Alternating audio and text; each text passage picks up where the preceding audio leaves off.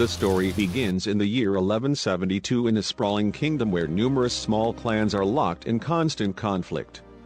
The leader of one such clan is searching for a bride for his 11-year-old son, Temüjin, to arrange his marriage. In his search, he visits the clan of a friend where both he and Temüjin meet a girl named Bort. Smiling, Bort asks, "So, what brings you here?"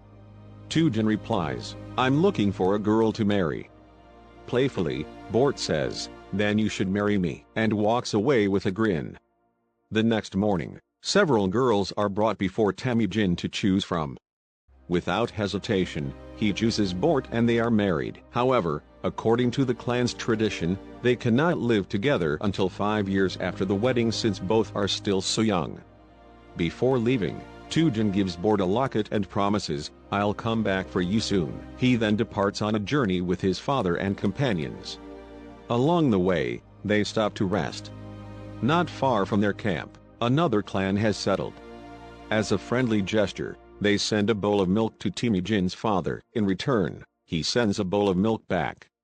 When he's about to drink from his own bowl, a companion warns him to test it on someone else first. But wanting to earn the other clan's trust, he drinks it without hesitation. Moments later, he falls from his horse and dies. The milk was poisoned. Terrified, all of his companions abandon his body and flee. Back home, his father's lieutenant seizes control of the people and livestock, declaring himself the new leader. Temüjin's mother angrily warns him, "One day, my son will grow up and take revenge on you." Fearing that might be true, the lieutenant decides Temüjin must be killed. Clan tradition forbids killing women and small children, so, to determine if Temüjin is old enough to be executed, the lieutenant measures him against a cartwheel. If Temüjin is taller, he dies. Fortunately, he is still too short and his life is spared. As he leaves, the lieutenant warns, "I'll come back next year and then I'll kill Temüjin." Temüjin knows he has just 1 year before he grows taller than the wheel. To survive, he flees into the brutal cold. Along the way, he recalls his father's words.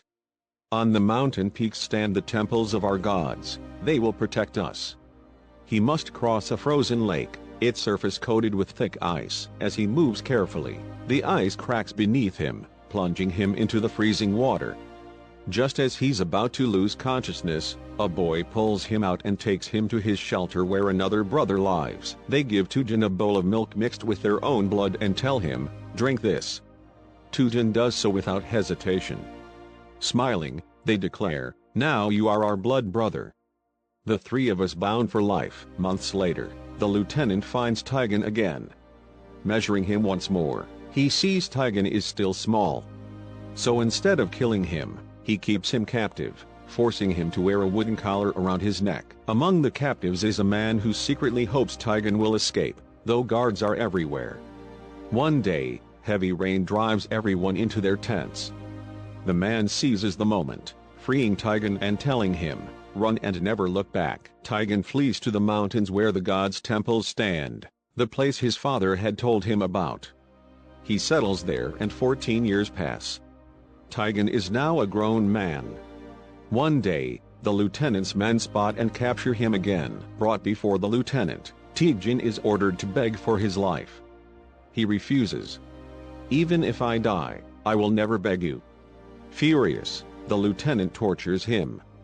But during a drunken celebration, Temüjin strikes, kills the lieutenant, and escapes. He returns to Bort, the girl he married as a child, and takes her back to live with his mother and sister. They are happy until another clan attacks and abducts Bort. Years earlier, when that clan's leader was a boy, Temüjin's father had attacked his clan and kidnapped his mother. The boy had sworn revenge. And now he has taken Temüjin's wife. Temüjin vows to get her back, but without an army, he turns to his childhood blood brothers. One of them, the one who saved him from the frozen lake, tells him, "We can't fight them now. They're too powerful. We'll need at least a year to prepare." Temüjin agrees. After a year of grueling training, they launch their attack and win. But when Temüjin reaches Bort, he learns she is pregnant with the enemy leader's child. Out of love, He accepts her without resentment. He shares the spoils of war with the people, and his clan grows stronger, earning their deep loyalty. His brother, however, grows jealous. When Tigan's men kill one of his horse thieves, they discover it was his older blood brother. The younger brother swears revenge, uniting the nearby clans for war. Tigan sends all women and children to safety and faces the enemy. He loses, is captured, and sold into slavery. No one buys him for days until a king arrives and purchases him, imprisoning him in an iron cage in the city square. Locals laugh and mock him. A Buddhist monk visits often, eventually seeing Temüjin's potential for greatness. One day, Temüjin gives the monk the locket he once gave Bort, asking him to deliver it to her. The monk agrees, but only if Temüjin promises never to harm Buddhist people if he takes the city. Temüjin promises. The monk sets out, but dies in a snowy wasteland. By fate, Bort passes the same spot, finds his body, and discovers the locket. Realizing Temüjin is alive, she follows his trail to the city, bribes a guard, and frees him. Reunited with his wife and children, Temüjin lives peacefully until Bort tells him, all leaders are the same. They oppress the people. Her words inspire him to unite the clans and create a vast army with strict rules. Women and children will never be harmed. No one will betray their leader and they will fight until their last breath. By 1196, Temüjin commands a massive force. But his greatest obstacle is his own blood brother. Forced into battle, Temüjin wins but spares the captured soldiers and his brother. Finally in 1206, Temüjin becomes ruler of all Mongolia, known to history as Genghis Khan, a man who conquered much of the world but also left behind a dark legacy of mass slaughter. And that's the complete story of Mongol.